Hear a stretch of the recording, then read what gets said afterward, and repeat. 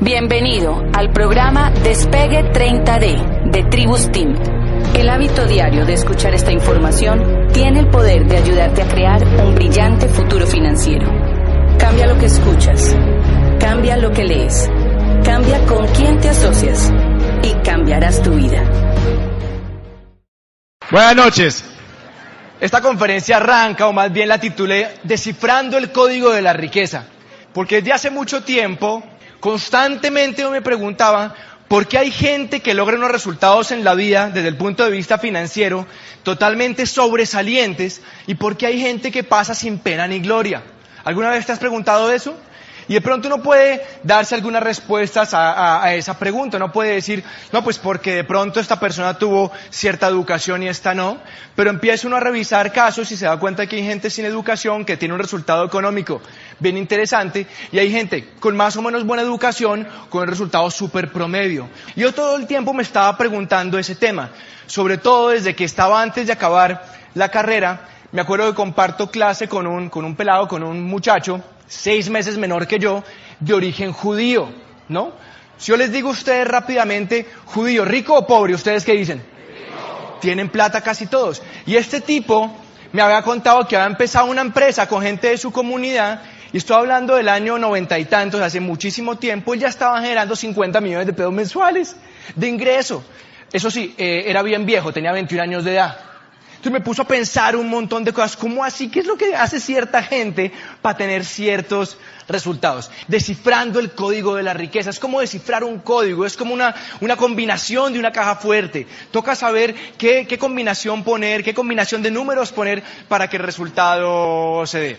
¿Y por qué? Porque yo creo que en la vida muchas veces hemos tenido un montón de programación por medio de nuestros padres, profesores, la gente con que convivimos, que nos empieza a meter información que nos dice que nosotros no podemos lograr ciertas cosas. Como dice la lámina, usted no es pobre, usted es empobrecido. Nos meten tanta información, muchas veces basura, que desafortunadamente no nos lleva a donde queremos llegar. Yo quiero hacerles una pregunta. ¿Quiénes de los que están aquí en el salón quieren ser financieramente exitosos en la vida? Una cosa es querer, ¿no? Ahora, ¿quiénes piensan realmente que van a ser financieramente exitosos? Ay, tan bonito. Todos levantando la mano. Ahora, fíjate, ¿quiénes de los que levantaron la mano la primera oportunidad y la segunda oportunidad han buscado un mentor, se han asesorado de alguien realmente rico que los enseñe a ser ricos? O sea, eso es como si yo quiero ser médico, si me apasiona en la vida fuese a ser médico y yo no paso por la escuela de medicina. Así sea médico general de los 7 años, los 5 más rular más internado. No soy médico, no voy a poder operar como médico, por lo menos legalmente hablando. Exactamente yo me di cuenta que es lo mismo. Queremos ser exitosos financieramente hablando, pensamos que vamos a ser exitosos financieramente hablando, pero muchas veces nunca nos hemos tomado el trabajo de identificar personas exitosas y ver qué diablos han hecho, qué han ejecutado, cómo ven el mundo, cómo piensan, cuál es su sistema de creencias para ser ricos. Y eso es bien, bien, bien interesante. ¿Y por qué hablo de esto? Porque hace mucho tiempo conocí a este señor, el que sale ahí en la diapositiva. Él se llama Thomas Corley. Es un tipo rico y exitoso, tiene un magíster en impuestos. Pues lo interesante es que este tipo hace mucho tiempo le dio por tomarse un año sabático. Se retiró lo que estaba haciendo y se tomó 5 años para poder identificar qué lleva a una persona a ser rica y qué lleva a una persona a ser pobre o a tener resultados mediocres financieramente en la vida. Y particularmente lo que el tipo hizo es que él documentó las actividades diarias de 233 personas ricas y de 128 personas pobres. Ahora, no solamente lo hizo en Estados Unidos, lo hizo en Centroamérica, América del Sur, Europa, Asia, la cuenca del Pacífico, en un montón de regiones empezó a convivir, a documentar las actividades diarias. ¿Por qué? Porque los seres humanos somos seres de hábitos. ¿Cómo te explicas que hay 2 personas de la misma edad, nacen en el mismo barrio, misma condición socioeconómica, personalidades digamos parecidas, y uno se vuelve sobresaliente en exceso financieramente hablando y el otro se queda ahí en el remojo, se queda ahí sin prosperar? ¿Por qué? Por lo que hicieron todos los días. Y saco un estudio que es bastante largo, y yo saqué de ese estudio algunos ítems que me llamaron muchísimo la atención entre ricos y pobres. Mira lo que él dice. El 6% de la gente rica juega a la lotería versus el 77% de la gente que no es rica, o más bien que es pobre. Encontró que el 80% de la gente rica está enfocado en por lo menos una meta. Tienen por lo menos una meta versus el 12% de la gente que no tiene plata. Es como si la gente que no tiene recursos estuviera tan metida en el día a día, tan metida en lo urgente, lo que tiene que hacer, que nunca logran hacer un alto en el camino e identificar algo que realmente quieren lograr para empezar a hacer algo en pro de eso que quieren lograr. Esta me encanta. Encontró que el 83% de la gente que eran muy ricos, el 83% le prestaban muchísima atención a asistir a las reuniones escolares de sus hijos, versus el 13% de la gente que no tenía plata. Yo empecé a leer por qué, me pareció curioso ese punto. ¿Sabes por qué? Porque les parecía muy importante saber qué profesores, cuáles eran los profesores que estaban influenciando en sus hijos. ¿Cómo veían el mundo esos profesores? ¿Qué pensaban con respecto a la prosperidad, del dinero, del emprendimiento esos profesores? Para saber si en casa tenían que ajustar algunas cositas o si estaban más o menos bien con esos profesores. ¿Qué más encontró? Mira esto. 66% de la gente con plata le dedicaba por lo menos 5 horas al mes a hacer networking versus el 26% de la gente pobre. ¿Qué es networking? Ellos identificaban gente experta en diferentes campos y los invitaban a comer, a tomar un café, a almorzar para poder nutrirse de esa mente de esa persona, o sea, para poder aprender cómo estaba viendo el mundo, por lo menos 5 horas en el mes. 8% de la gente rica cree que la riqueza depende de la suerte, versus el 79% de la gente que no tiene plata. Cuando tú crees que tener plata depende de la suerte, automáticamente, ¿qué estás haciendo? Estás quitándote poder y control, porque no depende de ti, depende de otro. Depende de un jefe, de un gobierno, de una legislación, depende de si vienes de una familia, si estudiaste o no, si estudiaste esto o no, un montón de cosas que están afuera. Y el último ítem que yo saqué para esta conferencia es 92% de la gente rica cree que montar empresas es la mejor forma para construir riqueza. Bien interesante. Cuando yo leo estos puntos y otros, me doy cuenta de una cosa bien interesante, saco una primera conclusión, y es que los padres pobres tienen hábitos de pobreza y por lo tanto les enseñan a sus hijos a ser pobres. Y la gente rica tiene hábitos de riqueza y les enseñan a sus hijos a ser ricos. Y eso es bien importante, un punto. En nuestros países hablamos de una tremenda desigualdad económica. Unos poquitos ganando mucho, muchos ganando muy poco. Y nos centramos ahí. Pero yo creo que hay una desigualdad de papás. Y eso lo dice Corley. ¿Cómo así que es desigualdad de papás? Claro, que si una pequeña cantidad de los papás enseñan cosas para ser ricos y mucha gente enseñan cosas para ser pobres, lo que toca es volver a estos que enseñan cosas para ser pobres, que entiendan cómo cambiar los hábitos para que puedan mejorar su condición financiera y se disminuya esa brecha. Y yo empiezo un punto en mi vida en que empiezo a revisar toda esta información y yo me encuentro trabajando en ese momento en una compañía multinacional, digamos que apetecida por muchos, en el sector financiero, un buen cargo, pero llega un punto en que yo me empiezo a preguntar ciertas cosas. Empezaba a mirar gente que me llevaba 5, 10, 15 años y empezaba a mirar cómo vivían, cuál era su calidad de vida, cuánto ganaban, el tiempo libre, y empecé a incomodarme. Me di cuenta que entre más exitosa era una persona en el mundo del empleo, exitosa en términos de plata, si ganaba un poquitico más, madrugaba más y ya no trabajaba hasta las 5 o 6. Trabajaba hasta las 6:30, 7, 7:30, 8. Empecé a mirar gente que estaba en sus 30s y se estaban ya recién casados o llevaban poco tiempo de casados y me di cuenta que no veían a sus parejas, que se veían bien temprano en la mañana, totalmente recontramadrugados, y por la noche hechos unos trapos, cansados de trabajar, en que casi ni hablaban. Querían ver televisión, comer algo y acostarse a dormir, porque el siguiente día tocaba ir a trabajar. Y empecé a darme cuenta de eso. Y empecé a mirar gente con 30 y pico, ya con hijos, y me di cuenta que papás y mamás cada vez compartían menos tiempo con los hijos, porque mamá y papá estaban trabajando. Y empecé a darme cuenta que eso iba a ser mi vida. Entonces me incomodé. Y como me incomodé, estaba buscando. Y como decía Coley, que el 92% de la gente rica creían que para construir riqueza era clave montar una empresa, yo empecé a decir, ¿qué diablos monto? Porque es que uno dice, sí, voy a montar empresa, pero ¿qué monto? No estoy hablando de un negocio, hacer un negocio, estoy hablando de construir una empresa. ¿Qué es un negocio? Compras un carro en 40 millones, lo vendes en 45, te ganaste 5 millones. Hiciste un negocio. Una empresa hay que construirla, es como este edificio, lo construyes, lo arriendas, le sacas dividendos. Eso es construir, es lo que yo quería construir. Pero qué idea, yo decía, ¿qué se me ocurre? Las cosas que encontraba costaban un mundo de plata que yo no la tenía en ese momento. No tenía experiencia, era muy joven y llevaba un tiempo de buscar y buscar y buscar, como 6, 7, quizás 8 meses. En ese momento llega un súper amigo de universidad, de rumba, nos veíamos todas las semanas, me dice: Camilo, hice un programa de emprendimiento aquí en Bogotá y conocí un tipo que la tiene clara. Hay un proyecto que está arrancando y parece que tiene un potencial súper interesante.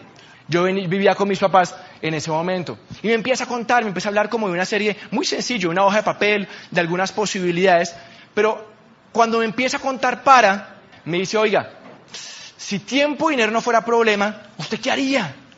O sea, no le falta plata, tiene el tiempo para disfrutarlo, ¿usted qué haría?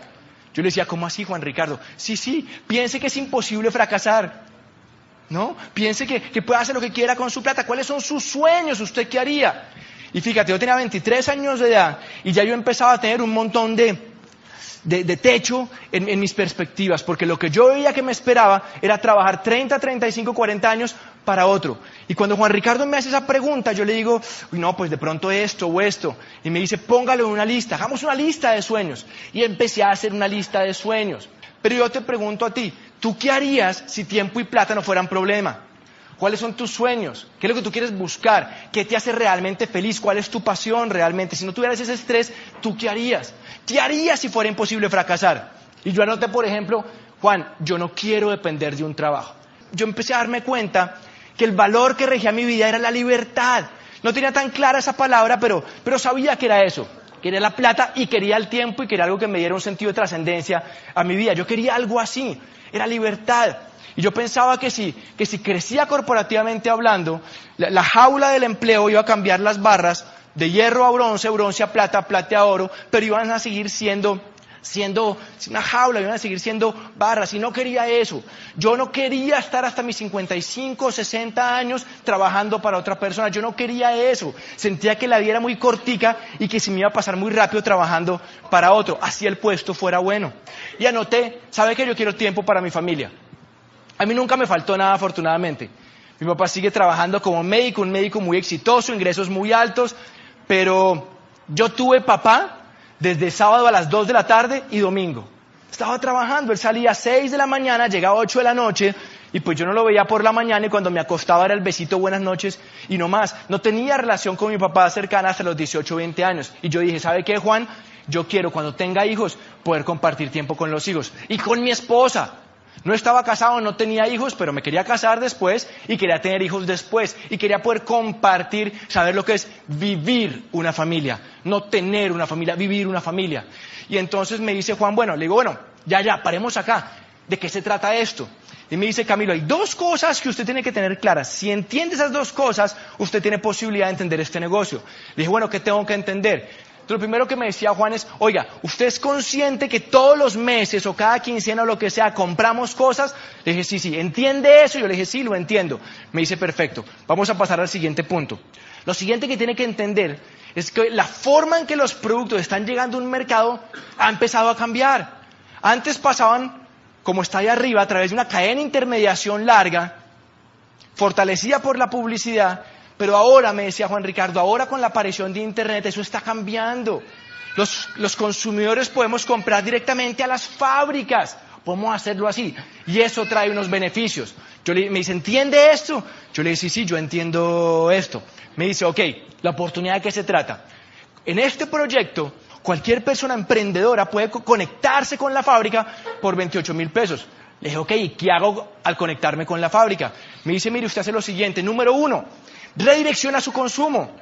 Todo eso que está comprando en otro lado, donde sea que esté comprando, ya no lo compra allá, y lo que esté disponible en su negocio, lo compra de su propio negocio a través de ese código que lo conectó con el fabricante. Me dice: ¿usted es capaz de hacer eso? Le dije: cambio mi lugar de marca. Con el código dejo de comprar acá y me compro a mí mismo con el código. ¿Es así? Me dijo: sí. ¿Qué más hago? Me dice: usted empieza a crear una comunidad. ¿Yo qué es eso? Un grupo de personas que hacen lo mismo que usted. Compran un código que los conecta al fabricante y cada uno de ellos dejan de comprar donde estén comprando y empiezan a comprar directamente al fabricante. Y empieza a crear una red, una comunidad. Le digo, ¿y cómo aprendo a hacer eso? Me dice, clave, usted se educa para convertirse en profesional.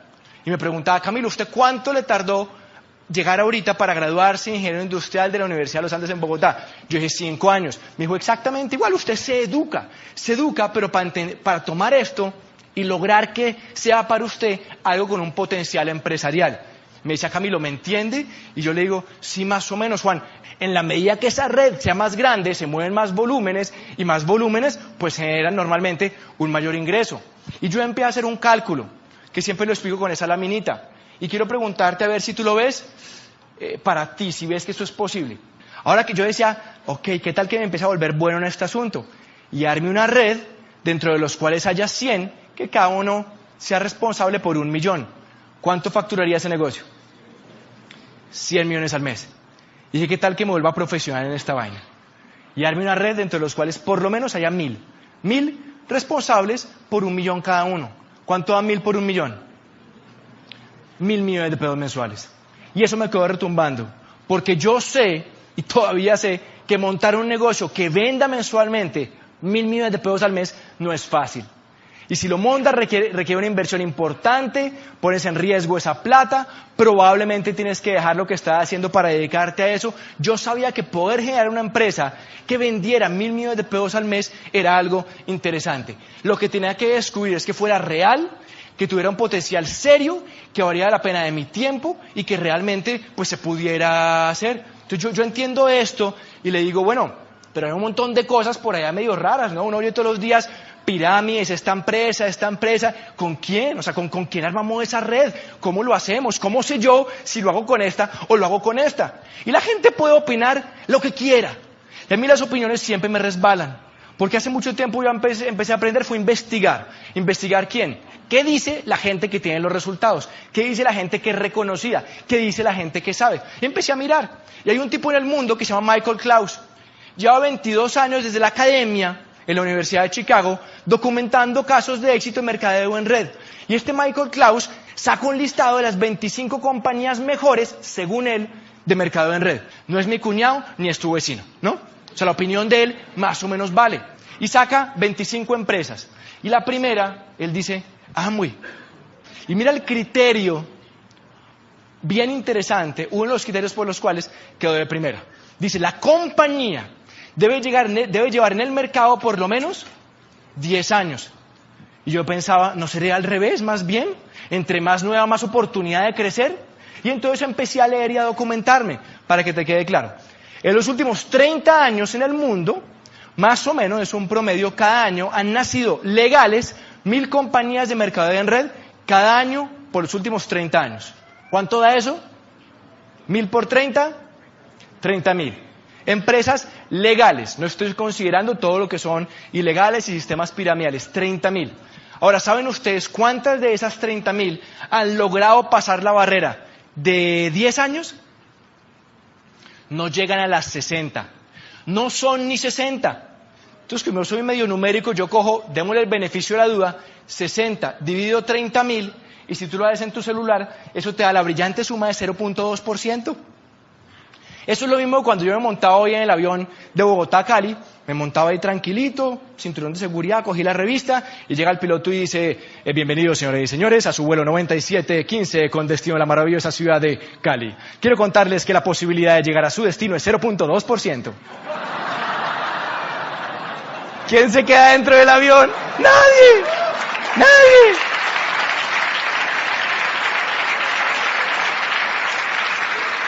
Es lo mismo. O sea, 0.2%, dicho de otra manera, es una de cada 600. Entonces, ¿por qué diablos iba yo, aparte de un trabajo, me iba a tener que entrenar, dedicarle tiempo, esfuerzo, iba a arrancar con alguna que llevara menos de 10 años? No es que no pudiera pasar los 10 años, pero era una entre 600, tenía 0.2%. Entonces para mí era mucho más inteligente arrancar en una que hubiera pasado los 10 años porque ya estaba estaba al otro lado, pues. Lo otro me di cuenta que no era tan inteligente desde el punto de vista empresarial. Entonces eso me quedó claro. Y bueno, Amway, el tipo dice que es la número 1 y empecé a leer otros criterios y lo entendí. Pero entonces le dije a Juan Ricardo, Juan, muéstreme referentes. Yo quiero referentes. Muéstreme gente realmente que ha logrado transformar su vida y llevar este negocio a lugares increíbles. Yo quiero saber, quiero conocerlos. Y empecé a documentarme y a mirar casos. Y un tiempo después de haber arrancado el negocio, conozco a este señor. Él se llama Miguel Aguado. Cuando yo conozco a Miguel Aguado, no solamente era doble diamante el negocio de Amway, sino que me enteré que era el cargo ejecutivo más alto de la General Motors en España. En ese entonces, no hoy en día, en ese entonces la General Motors era la empresa más grande del mundo. Era como un Microsoft, un Oracle, una empresa gigantesca. Y el tipo era el gerente general de esa compañía, el cargo más alto.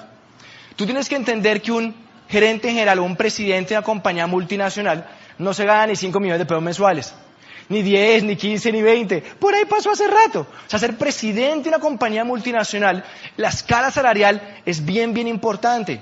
Y me quedé pensando, porque si el negocio había sido bueno para él, quizás también lo iba a ser para mí, porque yo no era presidente de ninguna compañía multinacional. Lo conozco como a los 50 años de edad, un tipo súper exitoso, y sigo buscando referentes.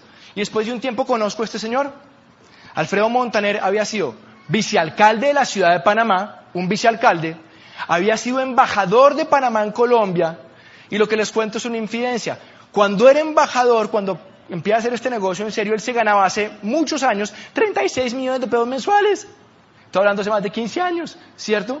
Entonces yo lo veía en Bogotá llegar en un Mercedes, con chofer, veía un sitio súper bonito, reuniones con el ministro, con el no sé qué, con los embajadores, y yo decía, yo no creo que Alfredo Montaner como diplomático se haya metido a Amway porque le parece chévere vender champú. Algo tuvo que haber visto este tipo, algo. Es que es un embajador, o sea, ¿sí me entienden? Y empiezo a tener unos referentes muy grandes que yo digo, increíble, esta gente que es gente de visión, que es gente de negocios, arranca el negocio de Amway.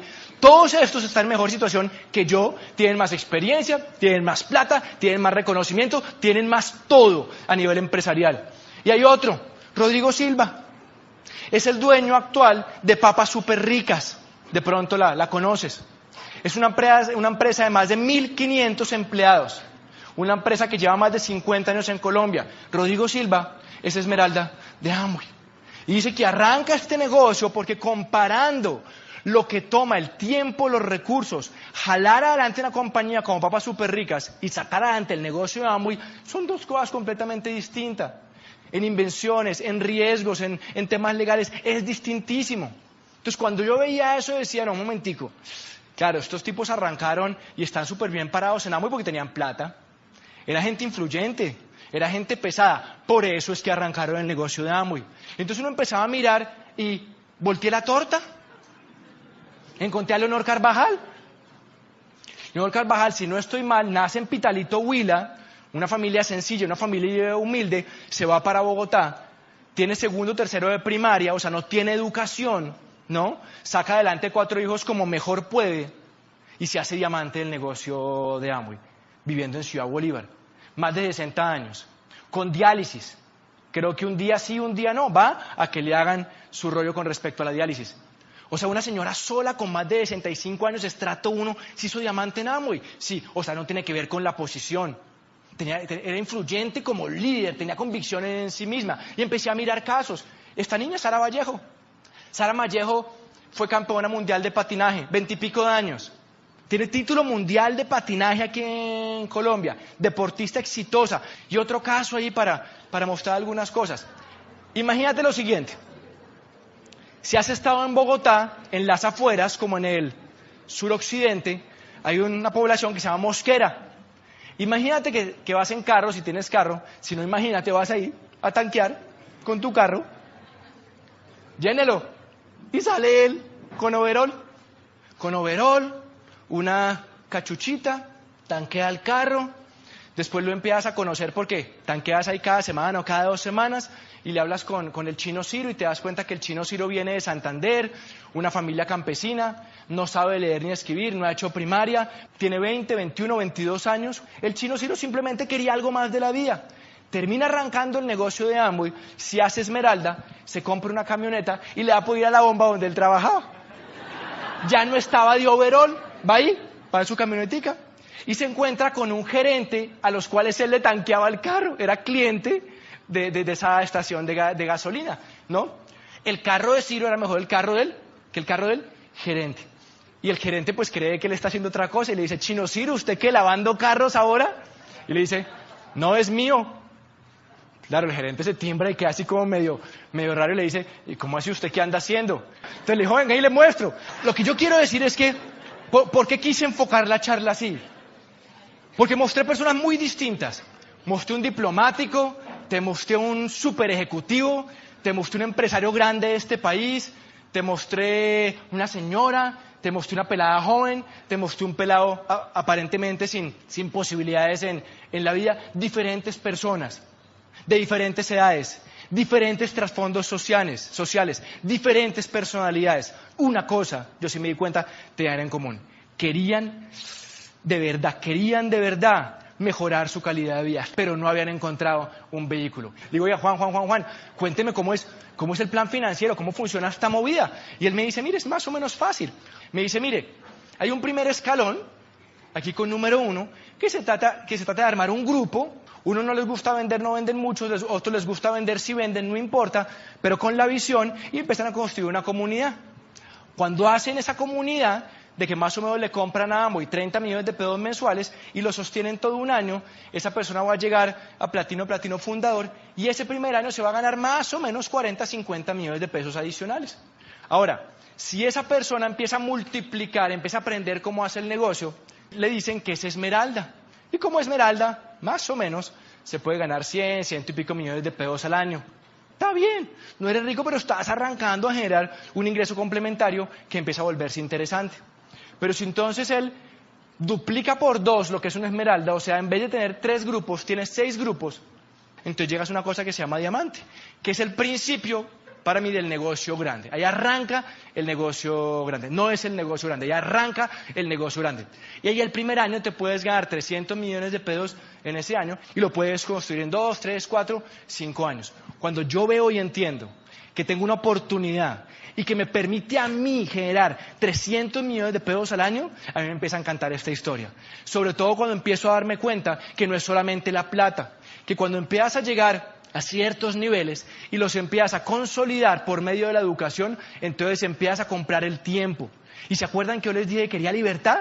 Entendí que por medio de este negocio no solamente podía tener el ingreso, sino también podía tener el tiempo. Y me encantó. Pero hay una cosa clave y con eso quiero cerrar. Yo estaba buscando. Este negocio es de buscar al que está buscando. Y si tú estás buscando realmente una vida mejor, más tiempo, emprender, créeme, con esta oportunidad tú puedes salir adelante si estás dispuesto a tomarla en serio a través de la educación. Mis amigos, gracias por su atención. Nos vemos en la próxima.